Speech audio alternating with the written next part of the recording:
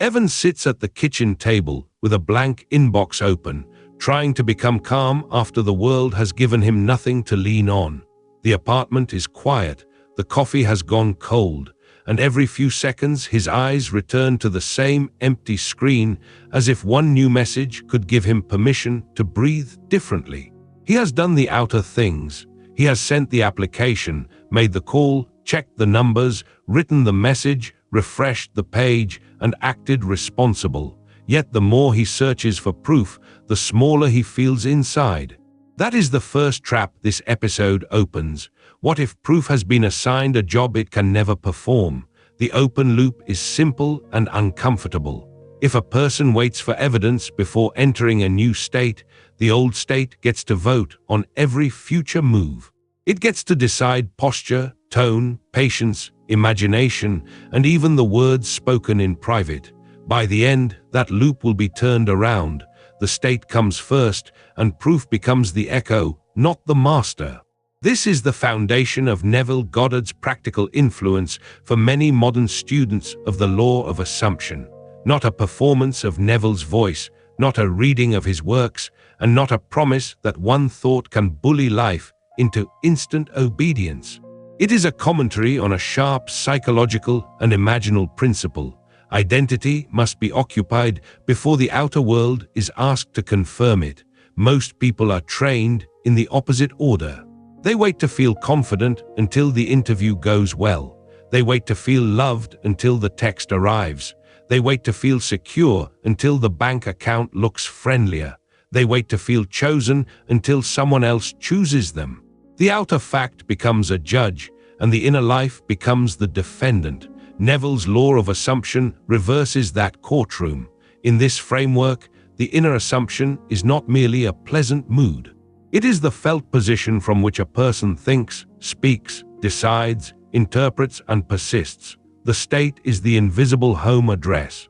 A person may walk through the same street, answer the same email, and face the same delay, yet from a different state, the whole body of meaning changes.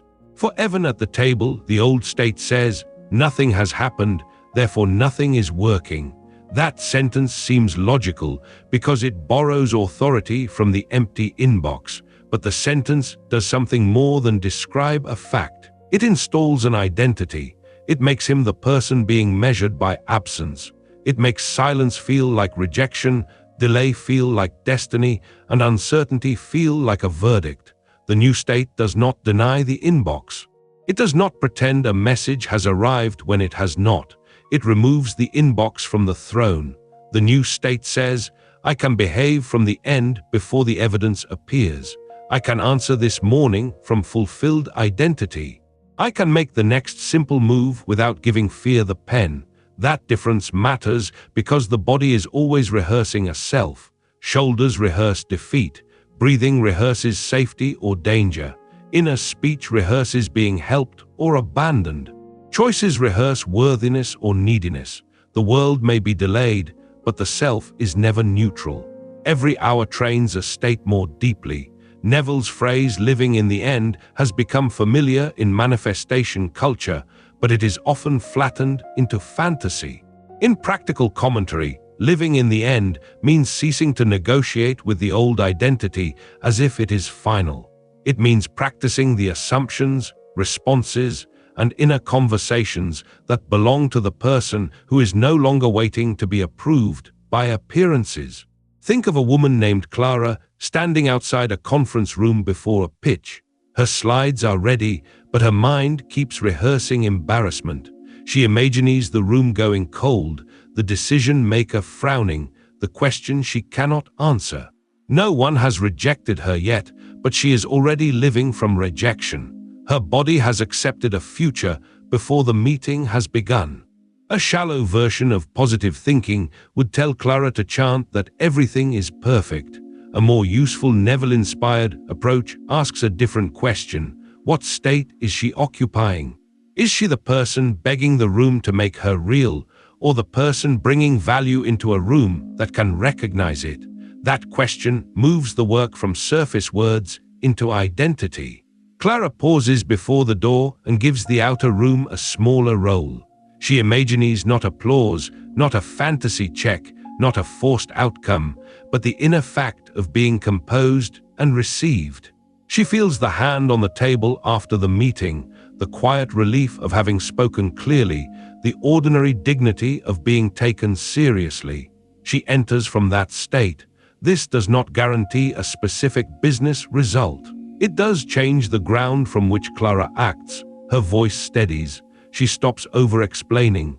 She listens better because she is not begging every face for safety. She can revise a stumble without becoming it. The state has become practical before it becomes mystical. That is why proof-seeking can become so costly. It looks responsible, but often it is old identity checking whether it is allowed to die. The phone is checked not for information, but for permission. The bank app is opened not for planning, but for emotional sentencing. The person's silence is interpreted not as silence, but as a spiritual weather report. The foundational move is to separate fact from authority. A fact can be respected without being worshipped. A delay can be handled without being crowned. A number can be reviewed without becoming the name of the self. In law of assumption language, the state is the cause a person is learning to occupy. Circumstances are not invited to define who is allowed to be. Here is the first practice. Choose one area where proof has been treated as permission. Do not choose the biggest wound first if the nervous system is already flooded. Choose something specific: a reply, an opportunity, a bill, a relationship conversation, a creative project. Name the proof you keep waiting for. Then name the state you think that proof would give you. Maybe the proof is a job offer and the state is being useful, wanted, and stable. Maybe the proof is a partner's warmth and the state is being cherished, relaxed, and respected. Maybe the proof is a sale and the state is being competent, paid, and trusted. The hidden treasure is not the object alone. It is the state that the object has been asked to authorize. Now remove the middleman for 1 minute. Let the desired state exist before the proof, not as a demand, not as a performance, as a rehearsal of identity. Breathe as the person who would no longer be auditioning for that feeling. Let the face soften. Let the spine find a little dignity. Let inner speech stop pleading and start belonging. A simple sentence can help. The world may be catching up, but I can occupy the state now. That sentence is not magic in itself. Its value is that it puts the inner authority back where Neville's model places it, in the assumed state of consciousness. The sentence gives the mind a bridge from old proof addiction into present identity. The second practice is a short living from the end scene. Keep it small. The mind often resists grand fantasies because they feel like theater. Choose a final, ordinary detail that would be natural if the state were already true. A hand closing a laptop after good news, a walk home with easy breathing, a quiet smile while making tea, a short message read with relief. Enter that detail for 30 seconds, not to force the world, but to train the self. Feel what would be normal there. Notice the absence of begging. Notice how little drama exists in the fulfilled state. Most people imagine fulfillment as emotional fireworks, but often the end feels quiet, unargued, almost plain. That plainness is powerful because it no longer asks the old world to applaud. Then return to the day and make one aligned move. Send the follow-up if it belongs. Rest if rest belongs. Prepare if preparation belongs. Speak with clarity if clarity belongs. The state is not an excuse to drift away from life. It is the inner posture that lets action lose its desperate odor. This is where many people misunderstand Neville-inspired work. They think the instruction is to ignore reality. A mature reading is more precise. Stop letting current appearances define the deepest self. Reality is engaged, but not enthroned. Bills are paid, messages are answered, bodies are cared for, and conversations happen. The difference is that the old identity is not allowed to turn every task into a verdict. Evan's inbox is still empty. That detail matters because the practice must work before the cinematic breakthrough. He closes the tab for 10 minutes. He writes down the state he had been begging the email to grant him: selected, useful, trusted, steady. Then he asks what selected, useful, trusted, steady would do next at 10:19 on an ordinary morning. The answer is not dramatic. It is to review one portfolio piece, send one thoughtful note, eat something real, and stop refreshing the same silence. The old state calls this foolish because it wants panic to look intelligent. The new state calls it obedience to the end. He is no longer letting an empty screen produce his personality. There is a deeper reason this matters. A person cannot consistently create from a state they secretly postpone. If worthiness is always placed on the other side of proof, every action carries the smell of lack. Even effort becomes a confession that the self is not yet enough. Living from the end removes that confession from the nervous system, one rehearsal at a time. Neville's historical influence sits here. Imagination is treated not merely as escape, but as formative. In modern psychological language, repeated inner scenes and inner conversations shape expectation, attention, emotional regulation, and behavior. In Neville's mystical vocabulary, the assumed state becomes the creative seed. Both lenses point to the same practical instruction: stop rehearsing the identity you hope to leave. This does not mean a person never feels fear. It means fear is no longer hired as the director. Anxiety may knock, doubt may speak, the body may remember years of disappointment. The practice is not to shame those reactions, but to stop signing their paperwork. A fearful feeling can pass through without being promoted to identity. When doubt appears, answer it like a weather condition, not a king. There is doubt in the room.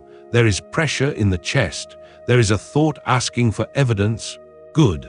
The state can still be chosen. The end can still be rehearsed. The next action can still be taken from dignity instead of collapse. Here is a useful distinction. Pretending argues with facts. Assuming relocates identity. Pretending says the inbox is full when it is not. Assuming says my inner state is not dependent on that inbox being full right now. Pretending feels brittle because it fears contradiction. Assuming feels steadier because it can include the current scene without surrendering to it. For relationships, this distinction is essential. A person waiting for a message may be tempted to imagine possession, control, or guaranteed behavior from another human being. A grounded Neville commentary does not encourage obsession. It asks for the state beneath the craving: loved, secure, respected, chosen by life. From that state, a person often becomes less frantic, not more manipulative. For money, the same caution matters. Assuming abundance is not a substitute for skill, planning, honest numbers, or practical decisions. It is an identity correction beneath those decisions. The person who feels doomed handles money differently from the person practicing stability. One avoids, spirals, and grabs. The other can learn, negotiate, save, ask, sell, and receive with a calmer nervous system. For health, legal matters, or serious life circumstances, inner work belongs beside qualified help, not in place of it. Neville-inspired state practice is not permission to reject responsible care. It is a way of not letting difficulty become the final name of the self, while wise outer support is pursued. The third practice is called proof fasting. For one small window, stop asking the outer world to reassure the old identity. 10 minutes is enough. During that time, do not check the app, the message, the number, the person's page, or the sign. Instead, return to the chosen state and let the body learn that it can survive without a hit of evidence. Proof fasting is humbling because it reveals how often checking is not about knowledge. It is about emotional feeding. The old state wants another bite of certainty, even if the certainty is painful. It would rather confirm fear than sit in creative responsibility. When checking stops, the state becomes visible. That visibility is the beginning of freedom. In that quiet, ask one question. If proof arrived later today, how would I walk into the next hour now? Not how would I brag, not how would I escape all effort, but how would I carry myself? Would I answer the email differently? Would I clean the room? Would I stop rehearsing the argument? Would I create from steadiness? The goal is not to trick the world. The goal is to stop being tricked by appearances into abandoning the state. That is the sturdy center of this foundational episode. A person does not need to deny the current page.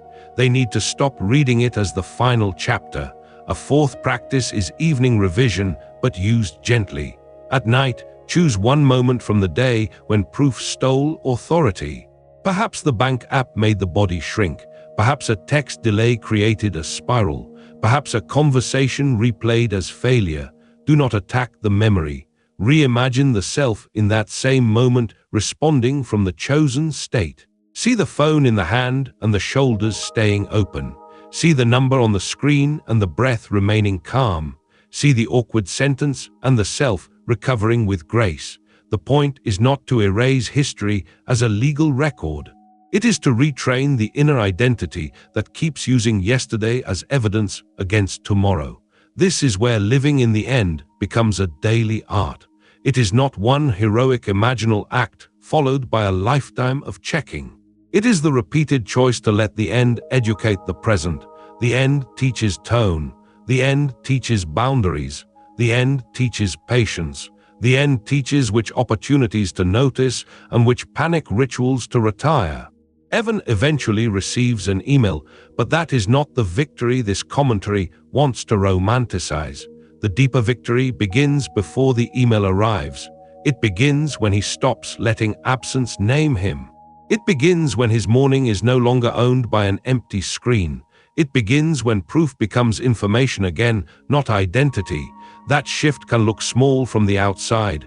A tab closes, a meal is made, a note is sent, a breath deepens. But inside, authority has moved. The world is no longer the parent handing out permission slips. The state has become the place from which life is met. When Neville's ideas are used responsibly, they do not invite a person to become passive. They invite a person to become internally organized. The assumed state becomes the organizing principle. It tells the mind what to rehearse, the body what to practice, and the day what kind of action belongs next. If the desired state is being valued, practice the speech of someone valued. That may mean less explaining, more clarity, and a calmer no. If the desired state is being financially stable, practice the behavior of someone learning stability. That may mean opening the account without shame, making a plan, and not turning every number into prophecy. If the desired state is being loved, practice the inner atmosphere of someone whose worth is not up for auction. That may mean speaking warmly without chasing, giving space without collapsing, and letting mutuality matter. The state does not make a person careless. It makes need less frantic and love more dignified. The key is that the state must be entered before proof, because after proof, almost anyone can feel different for a moment. The spiritual and psychological discipline is to stop waiting for the outer scene to do all the inner labor. Proof can celebrate a state, but it cannot be the only source of it. Now return to the open loop from the kitchen table. What if proof has been assigned the wrong job? Its proper job is not to give identity. Its job is to report a temporary arrangement of facts. Facts can change, but if identity is chained to them, the person is dragged through every fluctuation. When identity is practiced from the end, facts can be handled without becoming gods. The final exercise is a three-part state entry. First, name the old authority. I have been letting this fact decide who I am. Second, name the fulfilled state. I am practicing the identity of someone who is already steady, chosen, supplied, or received. Third, choose one ordinary action that matches that identity before evidence changes. Do it slowly. Let the words be plain. The more desperate the mind feels, the simpler the practice should become. No grand speech is required. No mystical pressure is required. A hand on the heart, a breath through the nose, a small inward turn, and one honest sentence can begin the movement. The world may not rearrange on command in the next 5 minutes, and mature practice does not need to promise that. What can change immediately is the government of the inner life. The old evidence does not need to be the president of the self. The state can be chosen, inhabited, and practiced until it becomes more natural than the reaction. A fifth practice is inner speech auditing. For one afternoon, notice the small courtroom sentences that pass through the mind, not the dramatic ones, but the private murmurs. Of course they ignored me. I knew this would not work. People like me always wait. Nothing ever moves until I panic. These phrases look like observations, but they are often commands given to the state. Write 3 of them down without shame. Then ask what identity each sentence assumes. A sentence such as "nobody is coming" assumes abandonment. A sentence such as "I have to force everything" assumes lack of support. A sentence such as "I will believe it when I see it" assumes that the outer world owns the right to assign being. The audit is not about policing every thought. It is about discovering the state being rehearsed. Now form a replacement that is believable enough to practice. Do not leap to a phrase the body rejects completely. If the old sentence is "nobody is coming," a grounded replacement might be "I can be met without begging for it." If the old sentence is "nothing works for me," try "I am learning to move from the state where support is normal." The aim is not theatrical confidence. The aim is a new inner home. This matters because a state is maintained by repetition. A person can have a strong imaginal scene at night and then spend the next day speaking internally as the old self. That is like planting a seed and watering the soil with contradiction. The scene may be beautiful, but the daily conversation keeps returning the mind to the former address. Evan discovers this in ordinary moments. He is washing a cup and hears the sentence, "They probably picked someone else." Earlier he would have followed that sentence into a full emotional forecast. Now he pauses. The sentence is not treated as prophecy. It is treated as an old recording. He rinses the cup and answers inwardly, "I can remain selected in state while the outer process unfolds." That phrase changes his next move. He does not send a needy follow-up. He does not abandon the opportunity. He sends a clean note later in the day because clean action belongs to the state he chose. This is the difference between assumption and compulsion. Compulsion tries to drag the world into reassurance. Assumption acts from the quiet fact of identity. A sixth practice is proof reclassification. When evidence appears, classify it before reacting. Is this fact useful information, old state temptation, practical instruction, or neutral noise? A bank balance may be practical instruction. A person's delayed message may be neutral noise. A harsh thought may be old state temptation. A calendar deadline may be useful information. Classification prevents every fact from becoming a spiritual emergency. This gives the mind a better job. Instead of asking, "What does this prove about me?" it asks, "How should the fulfilled state respond to this category of fact?" Useful information gets practical action. Neutral noise gets released. Old state temptation gets answered with chosen identity. Practical instruction gets handled without humiliation. The same world is seen through cleaner lenses. For someone working with a career desire, proof reclassification might sound like this. The rejection email is information about one role, not a verdict on my usefulness. The fulfilled state can improve the application, ask for feedback, and keep moving. For someone working with love, silence might be reclassified as silence, not as proof of being unwanted. The fulfilled state can stay warm and self-respecting. The deepest reason to enter the state before proof is that proof can only meet the person who is present. If the old self is always at the door, even good news may be consumed with fear. A promotion becomes fear of losing it. A compliment becomes suspicion. A payment becomes panic about the next one. Without state change, proof does not create peace. It becomes another object to guard. That is why the wish fulfilled is less about getting an object and more about becoming inhabitable to the end. If the end is peace, practice receiving peace before the outer event. If the end is dignity, Practice dignity before anyone claps. If the end is security, practice the posture and choices of security while still addressing real circumstances. The state prepares the person to live what they claim to want. A seventh practice is the chair exchange. Put one chair in the room for the proof-seeking self and another for the fulfilled self. Sit in the proof-seeking chair first. Let it speak honestly for 1 minute. It may say, I am tired, I need a sign, I hate waiting, I feel foolish. Let the honesty be human, not shameful. Then move to the second chair. Do not argue from arrogance. Speak from the end with calm authority. Say, waiting is uncomfortable, but it is not my identity. I can take wise action today. I can remain steady without making this silence my name. I can belong to the state before the scene changes. This simple physical shift helps the body feel that identity can move.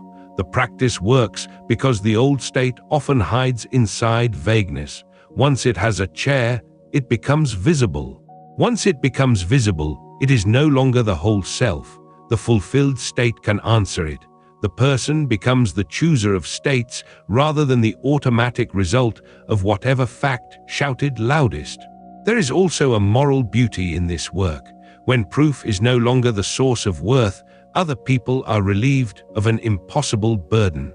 A partner does not have to become the only evidence that love exists. A client does not have to become the only proof of value. A parent, boss, audience, or stranger does not have to carry the entire weight of the self. From the fulfilled state, relationships can become more honest. Requests are cleaner. Boundaries are less theatrical. Appreciation is less hungry. The person can be present because they are not secretly using every interaction as a test of existence. This is not cold detachment. It is warmer than need because it gives love room to breathe. From the fulfilled state, ambition also becomes less frantic. The person can work with devotion without worshipping results. They can practice, revise, pitch, build, and rest without converting every metric into identity. The world still matters, but it no longer owns the deepest courtroom. This is how assumption becomes a practical discipline rather than a mood. Before closing, notice the paradox. Entering the state before proof may look unreasonable to the old mind because the old mind thinks evidence must come first. Yet every skill, relationship, recovery, and creative act begins with some inner permission before full evidence arrives. A musician practices before mastery is obvious. A builder starts before the house exists. A calmer self is rehearsed before calm has a long track record. There is another paradox hiding beneath it. The person who demands proof before changing often says they are being realistic, but they are actually letting the past define what is realistic. The current fact is treated as the boundary of possibility. The assumed state does not erase the past. It refuses to let the past become the only imagination available. So when Evan says, I need evidence first, he is not asking for evidence only. He is asking the old world to certify a new self. That certification may never feel complete because the old state can always ask for one more sign. One email, one compliment, one sale, one apology, one number, one smile, and then another. Proof addiction has no natural ending unless identity changes. This is why the practice must become daily rather than dramatic. Each morning can begin with a state question before a proof question. Not what has changed out there, but who am I choosing to be inside what appears today? That one question redirects attention before the old machinery starts. It gives the day an inner author. Each evening can end with a state review. Where did proof rule me today? Where did I remember the end? Where did I act from the old name? And where did I act from the fulfilled identity? The review is not punishment, it is craftsmanship. A person is learning the materials of consciousness one ordinary day at a time. Over weeks, this can produce a quieter kind of confidence, not loud certainty, not spiritual arrogance. A confidence that says, I know how to return. I know how to stop handing my state to every fact. I know how to act wisely without letting fear become the author. That confidence is worth building even before the external result is visible. The state is the first architecture. Outer action is the construction crew. Evidence is the later photograph. Most people stare at the empty lot and demand a photograph before they will allow architecture. Neville's assumption model asks for the invisible blueprint first. Then choices, attention, speech, and timing begin to organize around it. So let this be the foundational command. Do not make the empty lot your identity. Stand where the house will be, not as denial, but as direction. Let the imagined end educate the next nail, the next measurement, the next call, the next breath. That is how proof loses its tyranny and becomes a late-arriving witness. If only one lesson is carried forward, let it be this: the state is not a reward for evidence. It is the place from which evidence is met. That is the doorway into this Neville Goddard channel. Not worship of proof, not imitation of a historical voice, but a living study of assumption, imagination, and identity. The world will present scenes. Some will be welcome, some confusing, some slow. The question is whether every scene gets to decide who is present inside it. Let the final takeaway be firm and calm.